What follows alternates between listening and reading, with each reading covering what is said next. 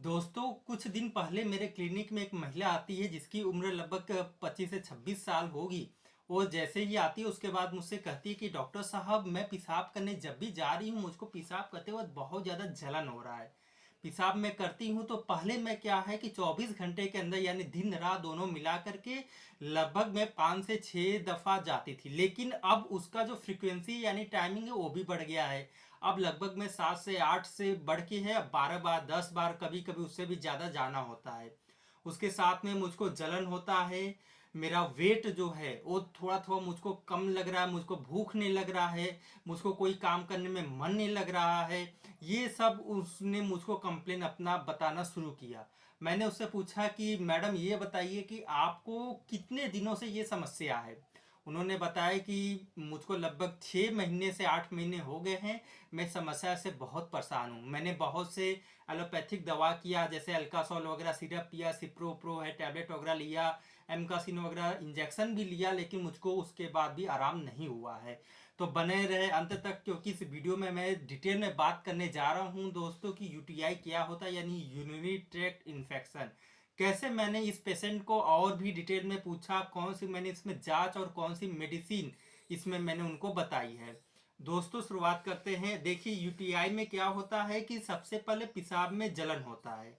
लगभग 70 से 80% यह बीमारी महिलाओं में होती है। उसका कारण क्या होता है? उसका प्रमुख कारण ये होता है कि उनका जो यूरेथ्रा होता है वो उसकी जो साइज होती है यानी लंबाई होती है कंपेरिजन टू मेल कम होती है। दूसरी बात है साफ सफाई हाइजीन मेंटेन करना होता है। अब इसमें बहुत से इन्फेक्शन वगैरह जैसे इकोलाई वगैरह होता है, एनारोब्स होते हैं, कुछ इसमें ग्राम पॉजिटिव बैक्टीरिया होते हैं। उन वजह से यहाँ पे क्या होता है कि उनकी यूनिट ट्रैक्ट जो होती है यानी उनका जो ब्लैडर होता है, यूरेटर होता है, वहाँ तक इन्फेक्शन फैल जाता है। उसके वजह से प्रमुखता से उनके अंदर जलन होना, पेशाब करते हैं उनको जैसे लगेगा कि अंदर दाह हो रहा है, बर्निंग से सेंसेशन जिसको कहते हैं, वैसा उनको समझ में आता है। जो पेशाब जैसे नॉर्मल है 5 से 6 बार हो रहा है, वो फ्रीक्वेंसी बढ़ जाती है, यानी उनको हो सकता है 10 12 15 बार भी उनको जाना हो। उनका जो स्वास्थ्य है वो पहले से बहुत ज़्यादा कमज़ोर होता है, यानी गिरना शुरू हो जाता है। उनको भूख नहीं लगती है, यानी एनोरेक्सिया उसको क्लिनिकल टर्म में बोलते हैं। उसको किसी भी काम में मन नहीं लगता, हमेशा बुझा बुझा सा लगता है। बहुत से केसेस में इसमें पेशेंट को बुखार भी आता है। बहुत से केसेस में जो हमारा अम्लाइका रीजन है यानी जो नाभि है, नाभि से नीचे वहां पे उनको दर्द भी होता है। अब मैं इसमें कौन सा जांच है अपने पेशेंट को करवाने के लिए बोलूंगा। दोस्तों इसमें मैं सबसे पहले दो जांच प्रमुखता से मैं केवल करवाऊंगा। एक है सीबीसी है यानी कंप्लीट ब्लड काउंट करवाऊंगा। उससे मैं ये देखूंगा कि ब्लड के अंदर इन्फेक्शन का लेवल कितना है, क्या नॉर्मल है या ब्लड के अंदर भी इन्फेक्शन का लेवल बढ़ गया। दूसरा मैं यूरिन का जांच कराऊंगा। यूरिन का जांच के अलावा यूरिन का मैं कल्चर भी करवा सकता हूँ। यूरिन के जांच में मैं RNM जिसको कहते हैं रूटीन माइक्रोस्कोपी कराऊंगा। बहुत सी जांचों में मुझको देखना क्या है दोस्तों, देखिए जांचों में एक तो पहला आपको है WBC, अगर इस बहुत सी रिपोर्ट में देते हैं बहुत से में नहीं देते, तो WBC देखना है, इसमें कितना ल्यूकोसाइड जिसको कहते हैं। एक है आपको पस सेल देखना होता है। नॉर्मल देखिए 1 से 2 या 3 HPF लिखा रहता है, अगर उतना आ रहा है तो ये नॉर्मल है, लेकिन अगर पस सेल है 5 से ऊपर बढ़ रहा है, 8 हो रहा है, 10 12 हो रहा है, तब यहाँ पे दिक्कत हो जाता है। इसके अलावा दोस्तों इसमें पीएच देखा जाता है, यूरिन का पीएच कितना है, क्या वो एसिडिक हो गया है या फिर अल्कलीन है अभी तक है कि नहीं है। इसके अलावा प्रमुखता से मैं बता रहा हूँ, इसमें एपिथेलियल सेल्स और आरबीसी देखा जाता है, यानी ऐसा तो नहीं है उसको ब्लड भी आ रहा है जिसको हेमाटूरिया कहते हैं, एपिथेलियल सेल्स भी उसके अंदर टूट के आ रहे हैं। तो ये सब डिटेल इस जांच में हम लोग देखते हैं। दोस्तों इस जांच को देखने के बाद कभी कभी कुछ डॉक्टर्स जो होते हैं यूरिन का कल्चर कराते हैं। यूरिन के कल्चर में क्या होता है कि बहुत से एंटीबायोटिक्स है, उसको चेक करते हैं कि इनके ऊपर कौन सा एंटीबायोटिक काम करेगा, कौन सा एंटीबायोटिक काम नहीं करेगा। जैसे बहुत से लोग हैं जो कि पहले डीएस वगैरह लिया करते थे, जिसको सेप्ट्रॉन कहते हैं, ये 2 रुपए की गोली 1 रुपए की गोली आती है, कोटिमाजोल ये सब इसमें। उसके बाद बहुत से लोग हैं इसमें सिप्रोफ्लोक्सासिन देते थे। बहुत से लोग हैं वाइड रेंज की एंटीबायोटिक देते थे।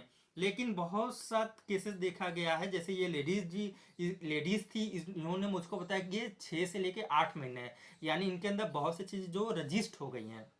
दोस्तों अब इसमें मैं दवा कौन सा उन्हें दूंगा। देखिए दोस्तों, इसमें मैं उनको ऐसी दवा दूंगा जिसके वजह से उनके जो हेल्थ है उसके ऊपर कोई भी साइड इफेक्ट ना पड़े, यानी साइड इफेक्ट उनको जीरो से जीरो रहे।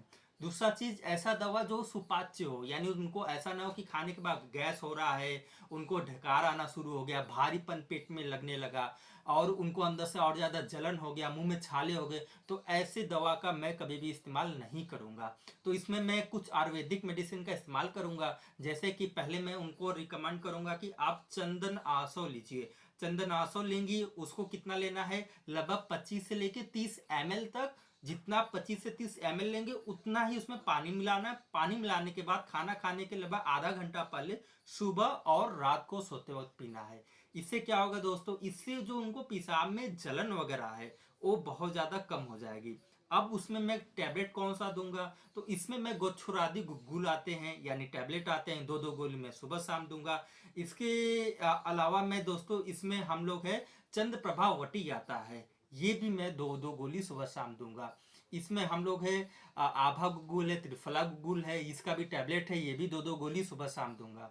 दोस्तों इसके अलावा गोछुरादि गुग्गुल जो है या गोछुर का चूड़ आता है, पाउडर आता है, उसको हम लोग 3 ग्राम, चंद्रकला रस जो आता है, रस मतलब वो पीने वाला शरबत नहीं होता है, वो पाउडर होता है, तो वो 250 मिलीग्राम लेना है। दोस्तों इस ये दोनों को लेना है।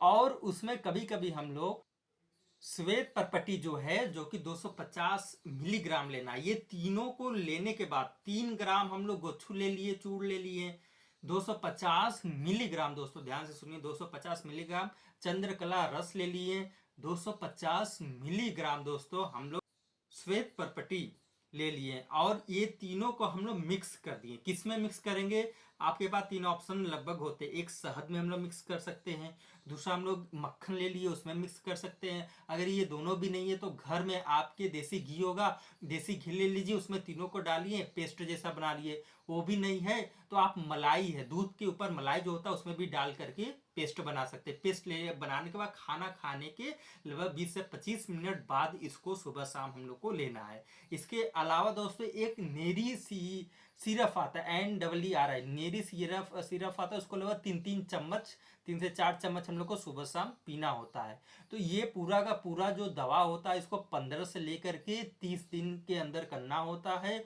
ये जितने भी दवा मैं आपको बताया हूँ ये किसी डॉक्टर्स के अंडर में ही आपको लेना चाहिए। और अगर आप ऐसी किसी भी प्रॉब्लम से जूझ रहे हैं या आपके घर पे ऐसे कोई भी दिक्कत से आप कोई भी व्यक्ति जूझ रहा है तो ज़रूर मुझसे कांटेक्ट करिए। मैं ऑनलाइन और या फ़ोन कॉल या व्हाट्सएप के थ्रू आपके सारे रिपोर्ट्स को बुला लूँगा, यानी ले लूँगा। लेने के बाद उसको एनालाइज करूँगा कि आपको क्या परेशानी है, उसके बाद मैं आपसे ऑनलाइन कंसल्ट करूँगा। दोस्तों इस वीडियो को आप अपने व्हाट्सएप ग्रुप में शेयर जरूर कर लीजिए। इस चैनल पे आप नए हैं तो इसको सब्सक्राइब अभी का भी जरूर कर लीजिए।